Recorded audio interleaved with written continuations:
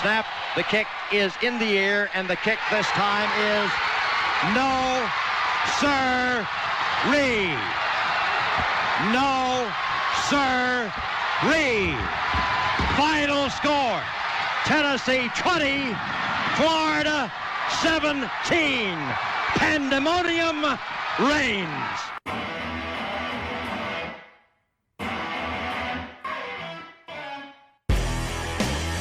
You're listening to the RTI Podcast, powered by WalkingTalkInsider.com.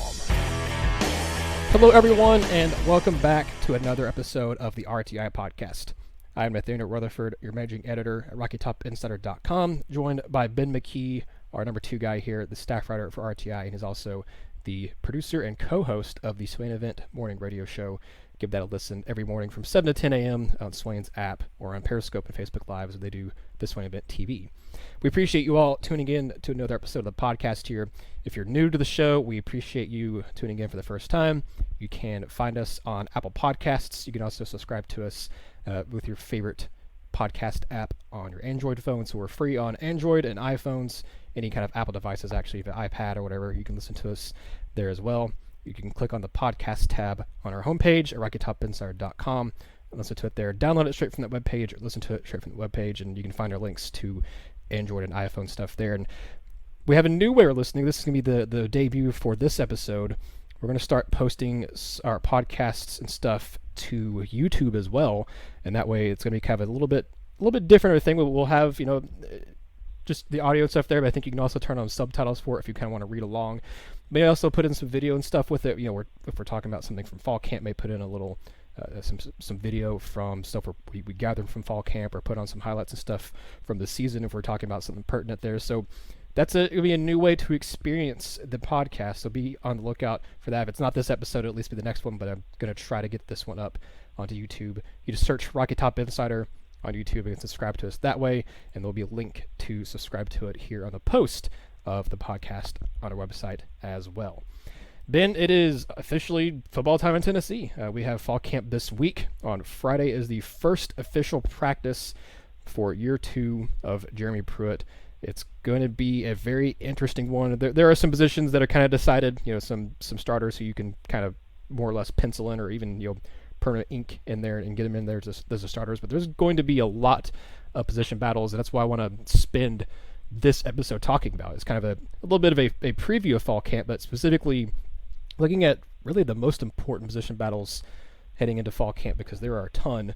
If you can write in guys like Darrell Taylor, Daniel Batuli, those guys have starting roles. Latte Taylor, Bryce Thompson, don't foresee them getting unseated anytime soon. Jarrett Guarantano, you can pin in there as the starting quarterback for Tennessee. But Ben, there's a lot up for grabs. There's a lot of stuff on both sides of the ball, and even on special teams that we don't know who's going to be starting or who's going to be taking pivotal roles heading into the 2019 season. The first one, the major one that I think, Ben, you and I'd agree would be one of, if not the maybe the most important position battle. I hesitate to say the most because it's not a starting job, but it's definitely the most important one that's not a starting position. And you and I actually touched on this one in the last podcast on Friday, but it's the backup quarterback spot, because Jarrett Guarantano has shown, his entire Tennessee career, that he is incapable. He's not capable of playing a whole season without getting hurt. He did that in his, when he started in the second half in 2017. He was knocked out of a couple games, or 3 or 4 games last year as a full-time starter in 2018. So, Ben, I think, to me, one of the most important position battles on this roster heading into fall camp is what happens with that backup quarterback spot with Brian Maurer and JT Shrout. You and I both kind of touched on this one a little bit, so I won't spend a ton of time on this one. We'll get to some other ones here quickly. Ben, I think it's a very important one that Jeremy Pruitt has talked about in this offseason, about it being very vital that they find a quality backup, a guy who they can trust if they have to throw in there if Guarantano gets hurt, or if his helmet comes off or whatever.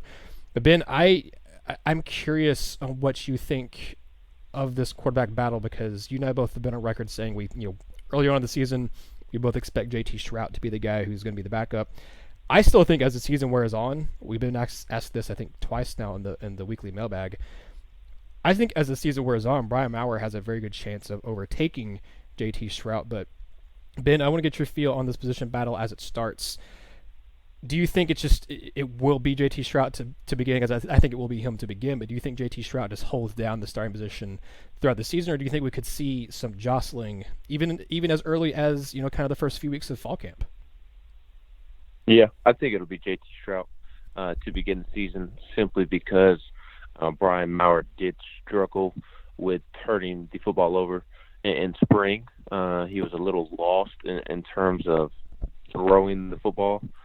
Just in the passing game in general, he was a tad lost, and that's nothing on him. It's just, he's a early enrollee. He was supposed to be getting ready for senior prom and, just hanging out down in Florida for his second semester of his senior year of high school. But instead, he took the leap and became an early enrollee and participated in spring. So, he's just a young quarterback, and that's why he struggled in the passing game during camp or during spring practice. And he still flashed. He still had a great arm at times and still made some great throws at times. But he also had his freshman moments where he would turn the ball over or not make the right read or things like that. The mistakes you would expect for a freshman to make. So I think that will carry over into camp. And yeah, JT Shrout isn't leaps and bounds more experienced. He's a redshirt freshman, has yet to play in a game. So I don't disagree with you that Brian Maurer could end up taking over the number 2 spot down the road. It's just we haven't seen enough from either one for me to really have a tremendous thought on the matter.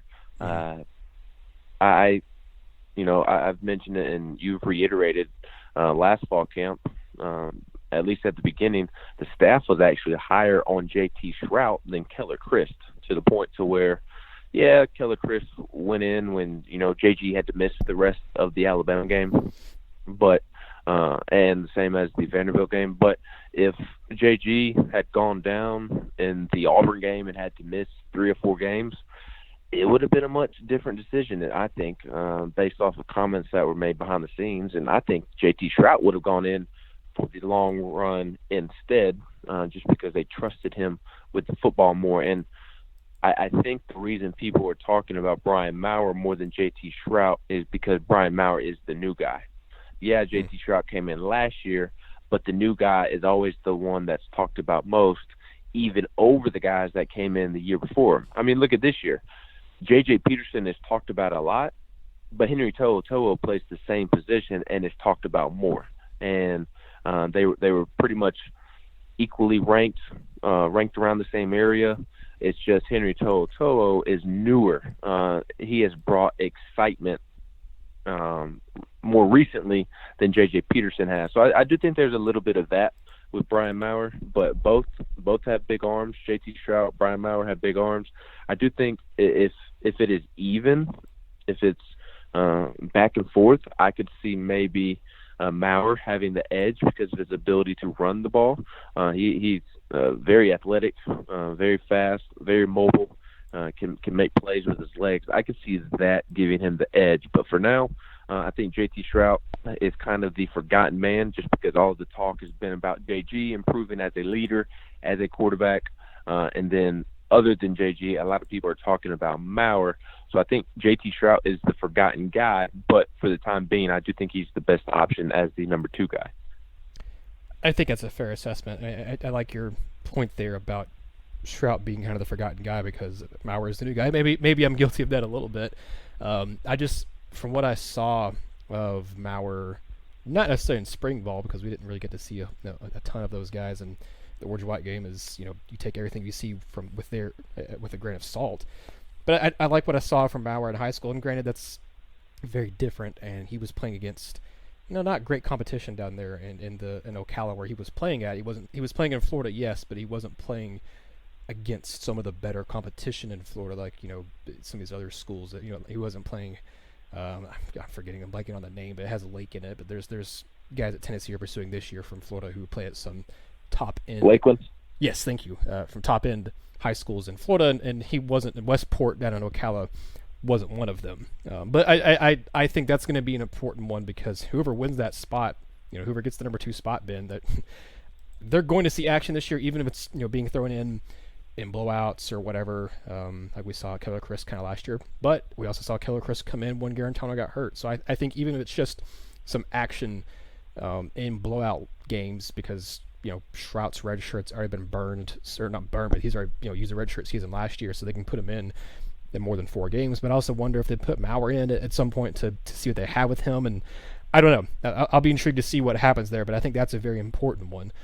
Sticking on the offensive side of the ball, before we get to the offensive line, because that's the obvious kind of big one that we can talk about, just really most positions on the entire line. Ben, you wrote, we've been doing our position previews for fall camp. If you haven't checked that out yet, go to RockyTopInsider.com. Ben's preview of the running back position is up there, I think, currently right now. But we have one more left, that'll be quarterback, and that should come out on Wednesday, and then we'll have everything kind of put into one big post. You can kind of read them all in one spot. But Ben, you wrote one about the tight ends, I think late last week or over the weekend. It was one of the two. I think it was like late last week, and I think we did receivers over the weekend, and then running backs came out on Monday night. But you made a good point on the tight ends one that, obviously I think a lot of fans probably know this without realizing they know this, but Tennessee really only has kind of one option at tight end right now that we really know anything about, and we don't really know a ton about him, and that's Dominic Wood-Anderson. There's a lot of potential there, and I know you're a big believer in his potential, and you think he could have a very good season under Jim Chaney, and Chaney has shown in the past that he's able to develop tight ends and get them into the NFL, and guys like Luke Stalker, Mike Rivera at Tennessee, but that doesn't cover what he did at Arkansas or Georgia as well. But Ben, behind Dominic Wood-Anderson, I mean, Tennessee returns one guy who caught a pass, and it was one pass, and it was Austin Pope, and it was probably the most infamous play of Tennessee's season last year, except for the very first play against West Virginia. I think you can look at two plays last year that really stand out to you. It's that first play against West Virginia where Guarantano got destroyed, and Callaway caught the pass or fumbled it. I think it went for a negative 7-yard gain.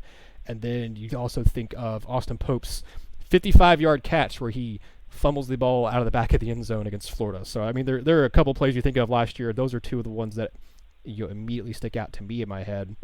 Ben, behind Dominic Wood-Anderson, I'll let you kind of take the lead on this one since you wrote the preview piece on the tight ends. I mean, what does Tennessee have? I mean, I look at it and they have, some potential with some of the young guys coming in, maybe even Jacob Warren, but who do you think could emerge as the number 2 guy who comes in on 2 tight end sets, or who's the backup for Dominic Wood-Anderson if he can't go? Who do you think at the end of fall camp, or here maybe in the beginning of it, is going to be the favorite to be that number 2 tight end? Ooh, that is a great question. As you mentioned, I am indeed a great believer in Dominic Wood-Anderson. I think with Jim Chaney, with the offensive line taking a step forward, with JG taking a step forward, I think he is poised to have a great year. But after Dominic Wood-Anderson, there are a lot of question marks, and it'll be interesting to see how it plays out, because Jim Chaney and Jeremy Pruitt don't subscribe to really these new-aged tight ends, your O.J. Howards, your Gronkowskis, and guys like that who can play receiver if they wanted to. But they're so athletic and big that they put them on the line. They're great blockers and so forth and so on. They don't really subscribe to those tight ends. They want those tight ends, at least for right now. Darnell Washington is more so that guy. Eric Gilbert, technically Tennessee is recruiting him as a wide receiver, but even if he did play tight end at Tennessee, they are more so O.J. Howard guys. But for right now, a guy like Jacob Warren, who is a redshirt, freshman, redshirt, sophomore? Freshman. He's a freshman. He's a little light in the pants right now. And because Jeremy Pruitt and Jim Chaney are going to place an emphasis on tight ends that can run block and help the offensive line, chip in defensive ends before they go up for passes, and just little things like that. The blocking aspect of the tight end position, that aspect is favored over catching the football, just because Jeremy Pruitt does prefer that older style of football, does prefer to be a dominant rushing team. Now he understands that he needs to be balanced and throw the football around and, as I mentioned, just be a balanced offense. In today's world of college football, you have to be able to do both. You can't be stuck in, the 1990s, the early 2000s of where I'm just going to run the ball 50, 60 times a game and I'm going to win this game, because you're playing offenses like Alabama, like Florida, like Georgia, Missouri, that are going to put up a ton of points. And so if you're running the ball all game long, I mean, you're going to be working from behind nearly all game. I mean, it's why Brett Bielema did not work out at Arkansas. It's why towards the end of Les Miles' tenure at LSU, it did not work out.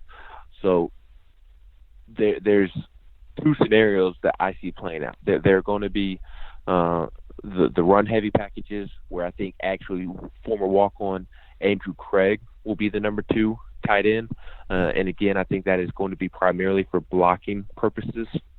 And obviously, Dominic Wood-Anderson will be in on every single play in which a tight end is involved, unless he just needs a play or two off. But in blocking situations, I think Andrew Craig is that number 2 guy. I think, my mind just went, but Princeton Fant is also a guy who could be in the running for the number 2 spot. He is a big physical, just athlete. And then there's also, where do the 2 new tight ends, Sean Brown and Jackson Lowe, where do they fit in? They fit that mold of blocking tight end, big blocking tight ends as well. They're both 6'5". Last year, Tennessee only had one tight end over 6'5", and that was Jacob Warren, who is 6'6". So those are the guys that I'm looking at in run blocking situations. Princeton Fant, Andrew Craig, and then the newcomers, Sean Brown and Jackson Lowe. Now, in terms of catching passes, I'm looking at Jacob Warren to be that number 2 tight end, to maybe split out wide for a play or two. He's a little light in the pants, which is why he redshirted last year, needed to add weight.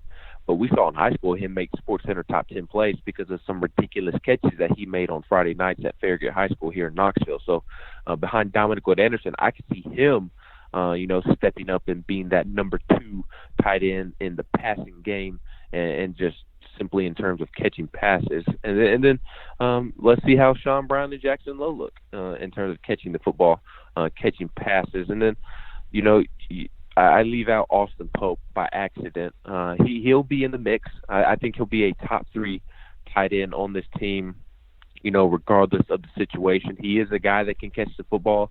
He is a big physical guy that can also be beneficial blocking. He was very inconsistent in that department last year, and even when Tennessee used a fullback at times, he was the starting fullback to speak, even though they didn't necessarily start a fullback. But when they would go to fullback at the beginning of the season, it was Austin Pope, but he was so inconsistent doing that, being the lead blocker for whoever the running back was on a particular play. He kind of lost that job to Andrew Craig as the season went on. So I think you have to throw Austin Pope in there as well. He's a veteran. He's been playing college football for a while now. He's a big physical dude. He has the ability to catch passes. So I think Austin Pope will be in the top 3 tight end rotation as well. Yeah, I think Andrew Craig is a very interesting option. He's kind of the one that, you don't think about him when you think of the tight end group. Like I said, you could mention Austin Pope because he played last year, and like I said, he had that very memorable, but not in a good way, very memorable catch. You have the 2 new guys come in with Sean Brown and Jackson Lowe, and Lowe had a good catch in the orange and white game where I think he fumbled it out of bounds, but he had a good catch and has gotten attention. But I do think Craig's kind of the forgotten guy in this group, and I'd be very interested to see what they do, because Princeton Fant's another guy, like you said, who's a big body who can block. But that's an intriguing group to me, is what Tennessee can do with their tight end group, because you have more pass catching option with Jacob Warren than maybe Jackson Lowe or Sean Brown. I'd be curious to see how much run the tight ends behind Dominic Wood-Anderson get this year. I don't really know it'll be a whole lot, but they're going to have a lot of questions there next season if they can't go out and land a guy like Darnell Washington, or if they could put Eric Gilbert at receiver or tight end or kind of wherever they want to put him. But if they don't land one of those guys in the 2020 class, then they're going to have an interesting kind of look at tight end next season. But wide receiver, I did the preview for that in our position preview. I mean, we kind of know who the starters are going to be, assuming Juwan Jennings is healthy and good to go for fall camp, and he can participate in everything. He will be one of the 3 starters along with Callaway and Josh Palmer. Ben, I don't think there's a whole lot to say there other than, who can be that 4th and 5th option. Are we going to see a guy like Jordan Murphy, who had some good plays last year, showed some speed. He had some good deep catches. He also ripped off a 59-yard run against Kentucky. Can he really get control of the offensive playbook and kind of take that 4th spot? Can we see something from Brandon Johnson or Tyler Bird? Could you get one of those guys kind of fill in? Bird was a really good blocker last year, arguably Tennessee's best blocking wide receiver on the roster last year on the perimeter during run plays. But can he do anything as a pass catcher? Brandon Johnson led the team in receptions 2 seasons ago, but he didn't do anything really last year at all. Can he kind of fill in? Maybe will he get that 4th spot? Will he use as a guy who can rotate in and fill in for one of the main 3 guys? And you also have Vermel Keaton, who is an early enrollee, who shows some promise. And can we see what he can do as a true freshman? I would be pretty surprised if Gerard Means plays a whole lot. I think he's destined kind of for redshirt season this year, but he's shown a lot of speed this summer. That's something Tennessee doesn't have in the receiving room a whole lot is a lot of speed. So that could maybe make him be an early contributor depending on what he looks like this fall. And you also have Cedric Tillman, who redshirted last year, and Jacquez Jones, who is a redshirt sophomore. Jones hasn't done anything yet in his Tennessee career. I don't really know what to expect from him. I would be surprised if he really worked his way into the rotation, but maybe he does. But Cedric Tillman's a big body at 6'3", 211, who Tennessee, the staff brought in the 2018 class as a late addition to the class after the early signing period was over, who they viewed as a diamond in the rough type of player who played over in Las Vegas. You also have the question, Ben, if, we have all this stuff about Aubrey Solomon. If D'Angelo Gibbs isn't eligible for this season, I'd be intrigued to see if they keep him at defensive back and kind of ready him for the 2020 season there, or do they move him to receiver and let him use this redshirt year as a way to learn that position and kind of take some pressure off trying to add a ton of receivers in the 2020 class if they can't get as many as they would like. So that's going to be one to watch, not necessarily for this year, because if he's eligible this year, he's going to play as a defensive back. But if he's not, do they redshirt him and try to keep him, help him learn the position at wide receiver? So that's going to be something to watch out for. Like I said, I think we know the 3 starters for Tennessee at wide receiver, but who gets that 4th and 5th option when Tennessee goes out, spread the offense more out and have 4 receivers, or if they go 5 wide, or if they're having the guys rotate in and out, who rotates in with Callaway, Jennings, and Palmer. Ben, on the offensive line, you've made a point multiple times, I know, on the mailbag, on I think maybe in the podcast too, and I know on Swain's show you've mentioned it a few times too. You're on the offensive line, there's a lot of positions up for battle. I think you can kind of pencil in Brandon Kennedy as a starting center, assuming he's healthy and that he's fine there. But Ben, you've talked several times about that right guard spot, and that's a very intriguing battle to me too, because you have 3, if not 4 guys kind of fighting for that spot. If Trey Smith is healthy and he's cleared to play, you would assume he's got the left guard spot locked down. At both the tackle positions, both the true freshmen are favored, I think, by the fans to win those spots, but I wouldn't count out a guy like Marcus Tatum. And I mentioned it in the mailbag and also in the offensive line preview that it wouldn't surprise me to see Jameer Johnson, get some run at one of the tackle spots. And then I heard today on your show, on Swain's show on Tuesday morning, Austin Price from VolQuest also said the same thing, that he's, Jameer Johnson could get some early run at left tackle rather than maybe, Wande Morris. So Ben, I think the offensive line, to me, other than center, and like I said, if Trey Smith is clear to go, I think he should have the left guard spot. But there's 3, if not maybe 4 spots that are up for grabs on that offensive line. I think we'll see on week 1 when Tennessee plays Georgia State, I think we see at least 1 true freshman starter on the offensive line in the starting 5. I'm curious kind of how you think things are going to shake out for fall camp. Yeah, the right side of the offensive line is precisely what I'm looking at. Mm-hmm. I do think, until told otherwise, Trey Smith is going to play, just based off of comments that, he's doing everything possible to play. He wants to play. He's participated in off-season workouts to the fullest extent. He participated in the spring except for full contact drills. So it sounds to me like Trey Smith is going to play. So until I am told otherwise, I'm going to roll with the assumption that he will play. And yes, the doctors and Trey Smith are still working on a plan for him to play. But to me, just putting context clues together, I feel as if he is going to play. So I'm going to roll with that until I am told otherwise. So I'm penciling him at left guard, Brandon Kennedy at center. I know Austin Price mentioned Jameer Johnson at left tackle. I wouldn't say I disagree with him, but I don't know. I think talent will overtake maybe a year of experience in that department. And I really like Jameer Johnson. It's just I think Wanya Morris is going to live up to the hype. I think him coming in, having an entire spring, having all summer to prepare his body, prepare himself in the playbook, prepare himself mentally, I think that will allow him to win that spot in fall camp. I don't think Tennessee will be in a bad position if Jameer Johnson wins this starting job. I think that could actually be a good thing. That way you are not starting a freshman at left tackle. But I do think talent will just, overpower experience in that particular situation. So either way, you've got a good option at left tackle, in my opinion. And then the question to me is right tackle and right guard as well, obviously.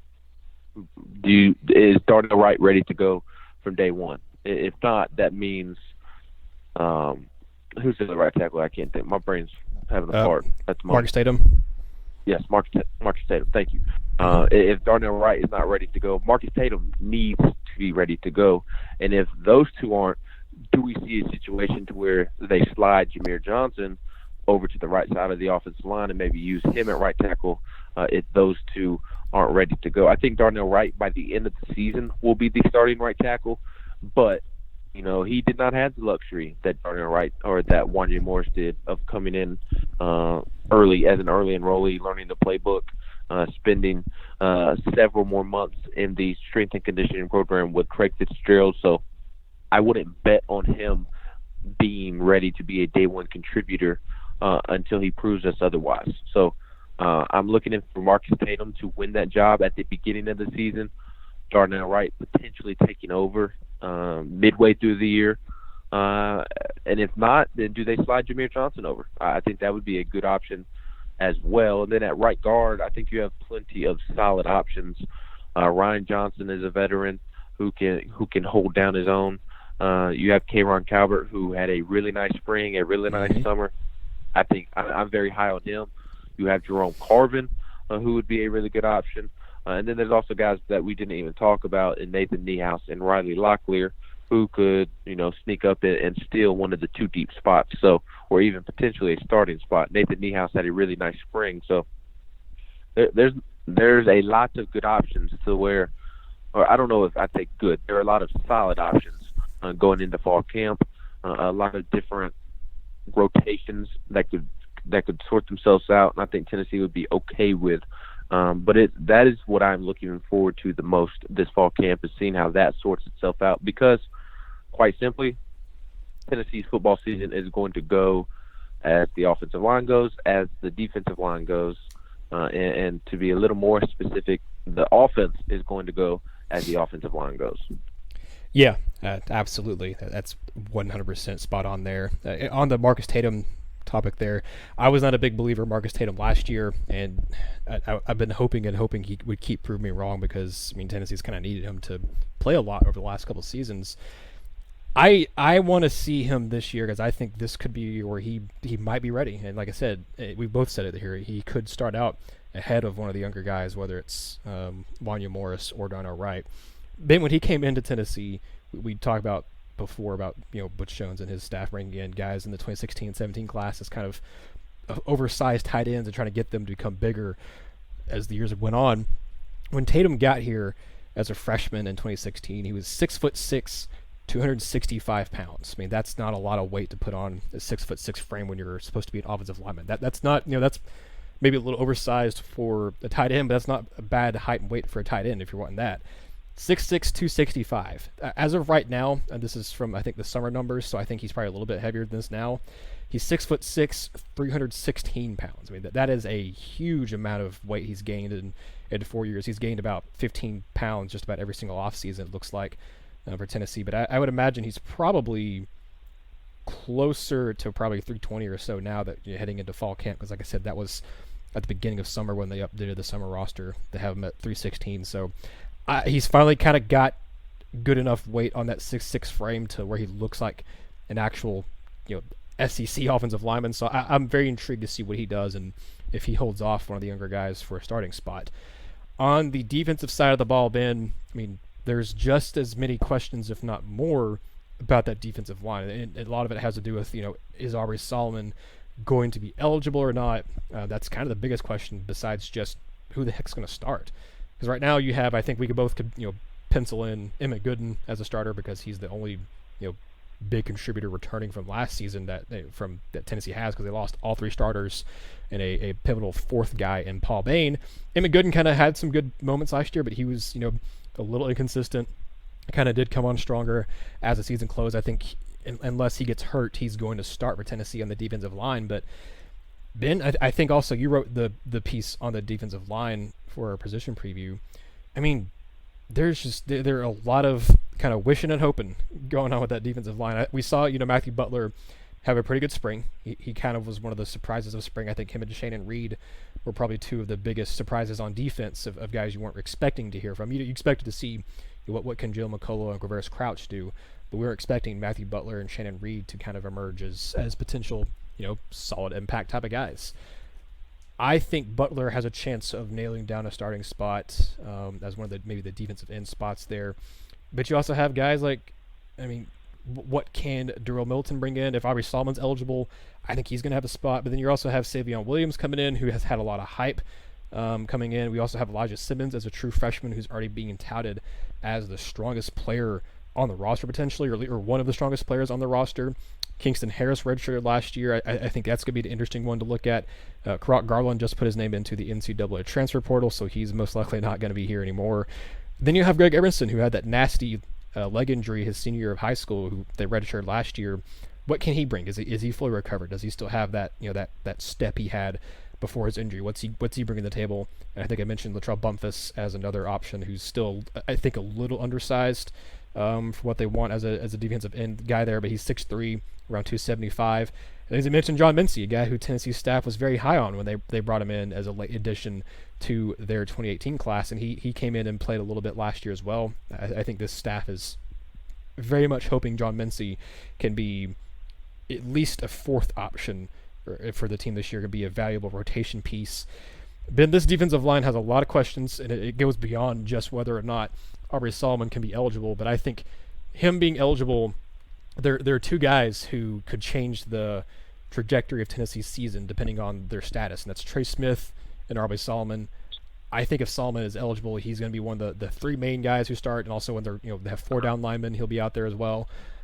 I just think this unit, even more than the offensive line, probably has the most question marks heading into fall camp.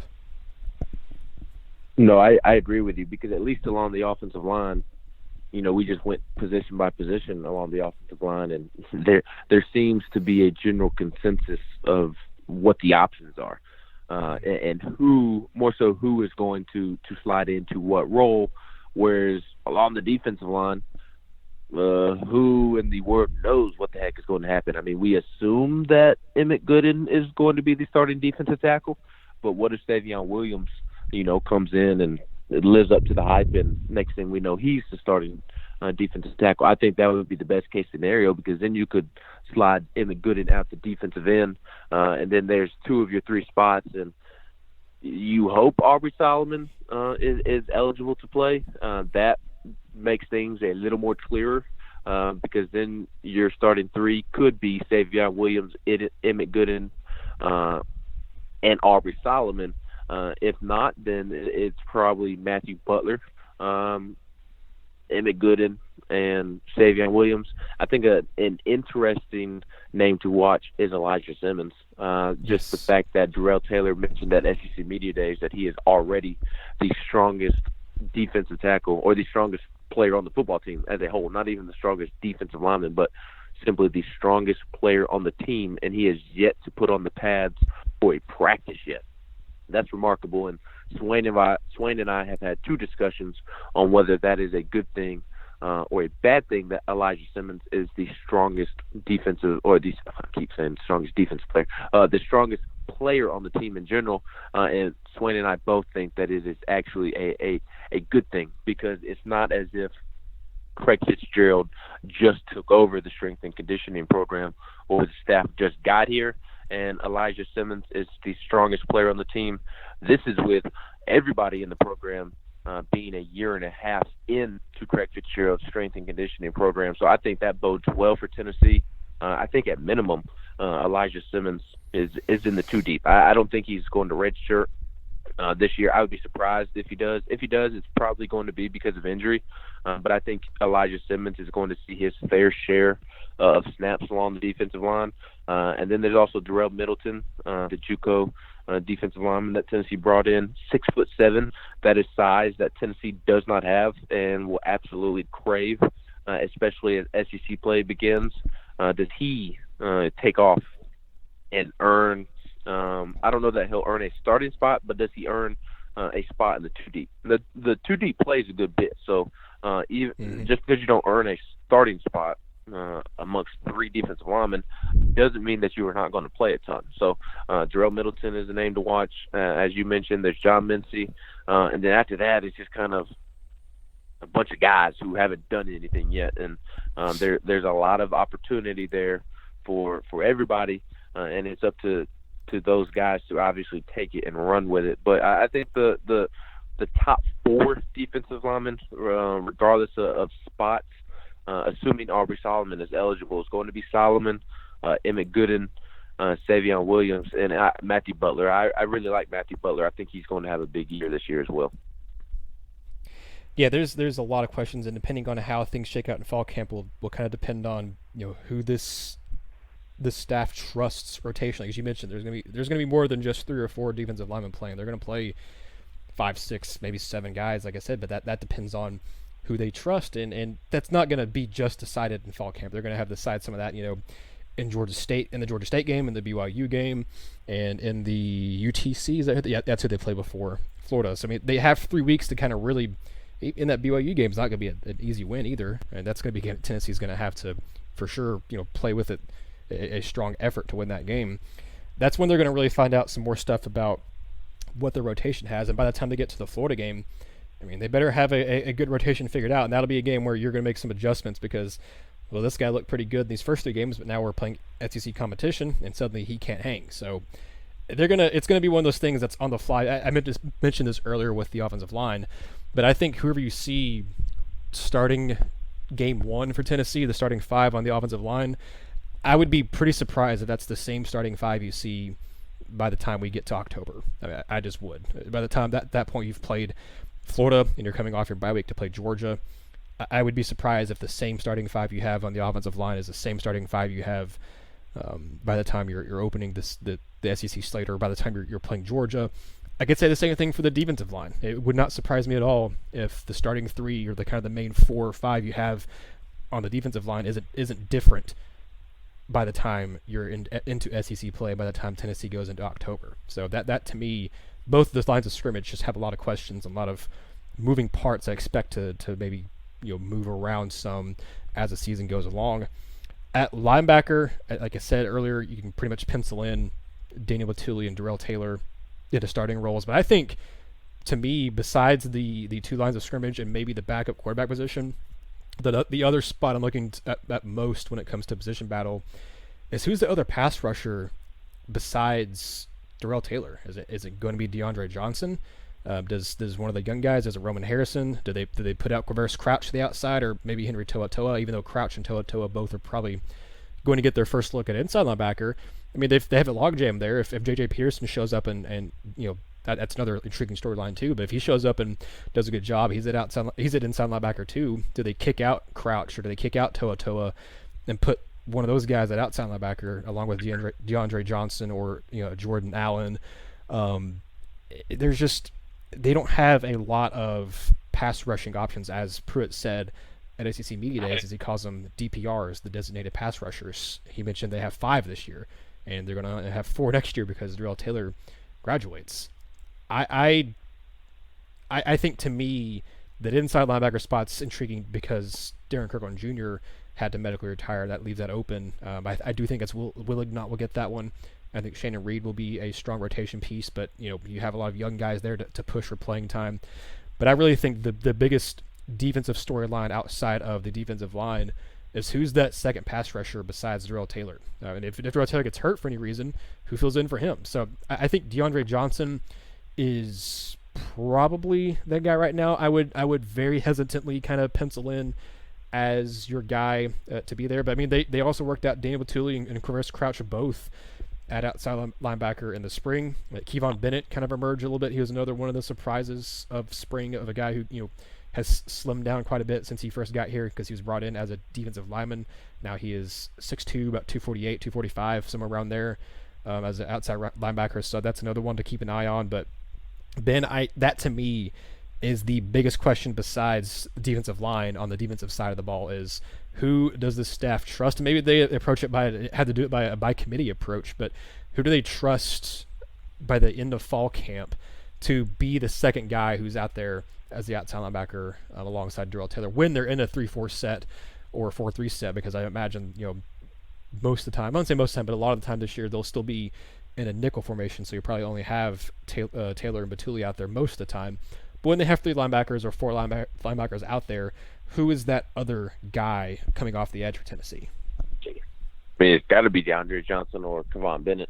Those are the 2 names that pop off in terms of guys that were on the roster last year that participated. I guess J.J. Peterson can be thrown into that mix of guys who were on the roster.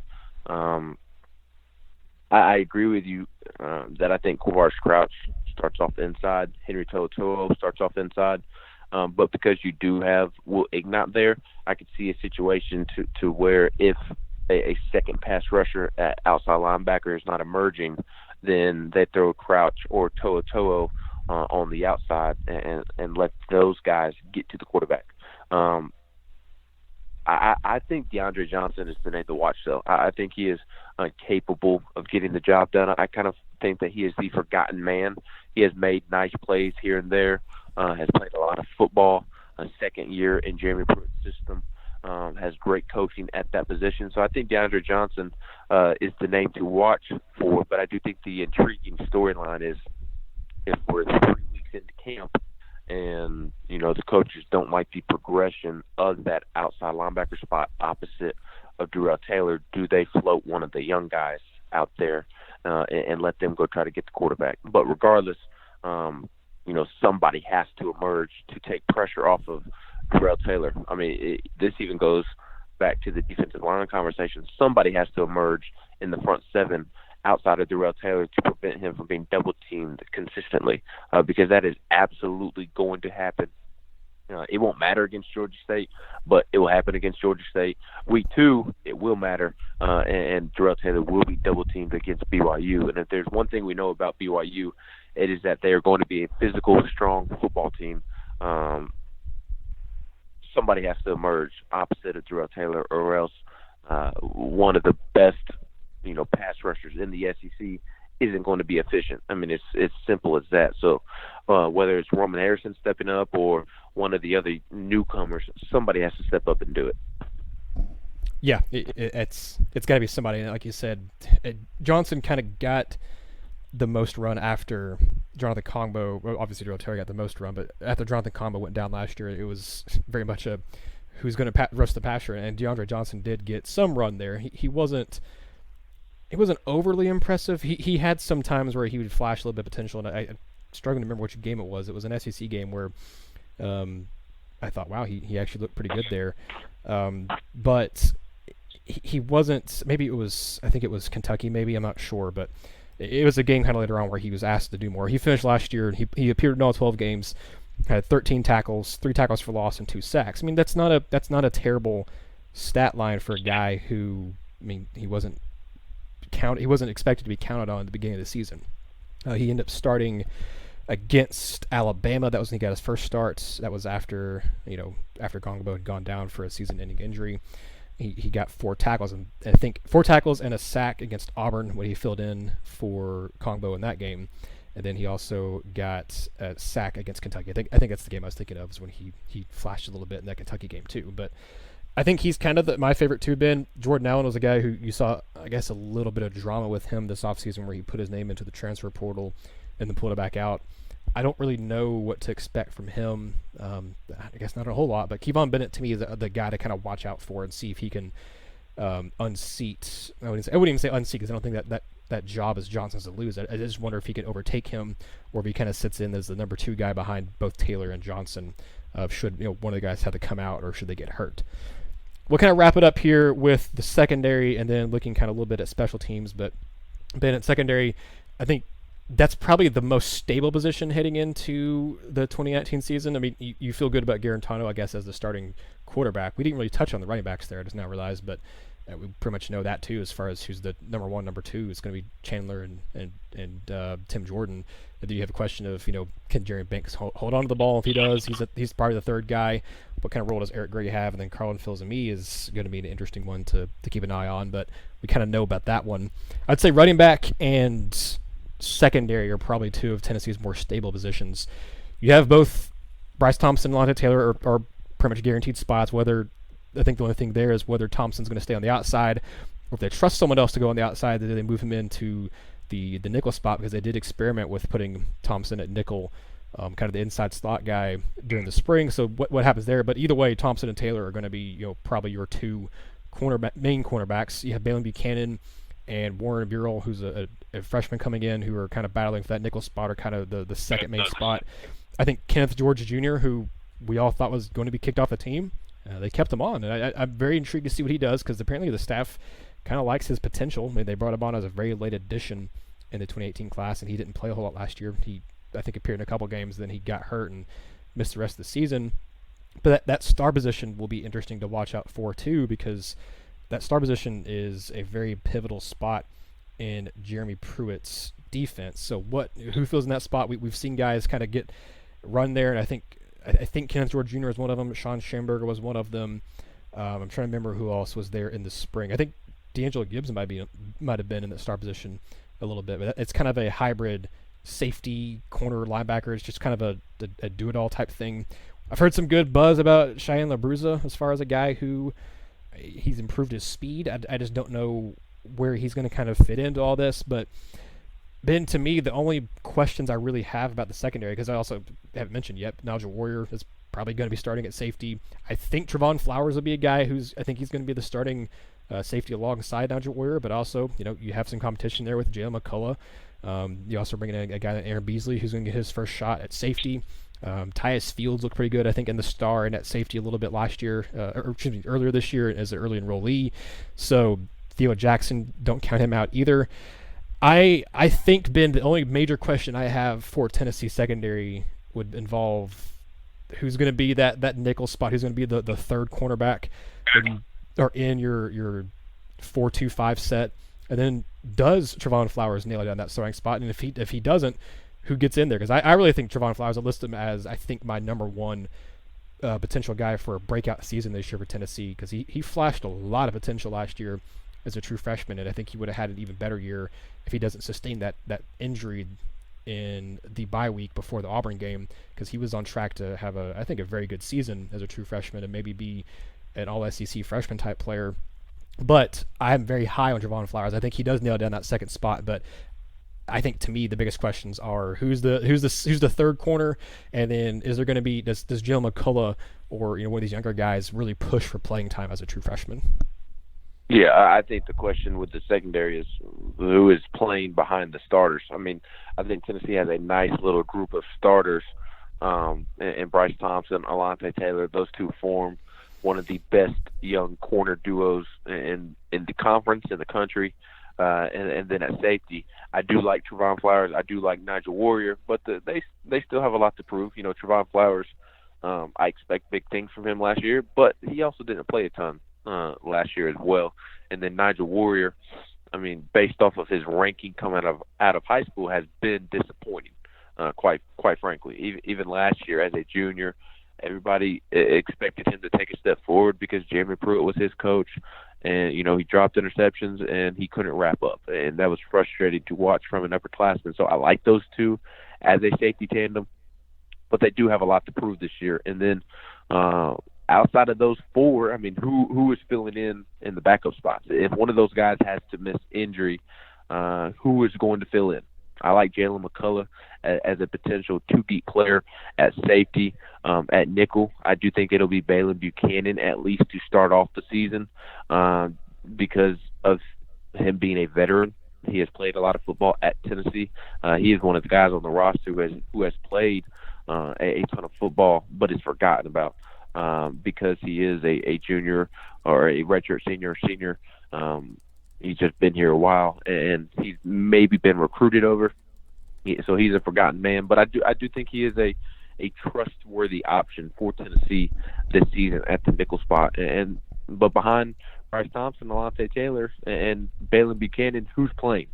It's probably going to be some young guys or some inexperienced guys who have not played a lot of football, have not proven anything. So I like these starting rotations, but the depth needs to emerge quick, fast, and in a hurry, especially if the defensive line, or the front seven, I should say, isn't doing a great job of getting to the quarterback. I mean, that could be the recipe for a complete nightmare, a complete disaster if the secondary doesn't have good depth and the front seven isn't getting to the quarterback or stopping the run.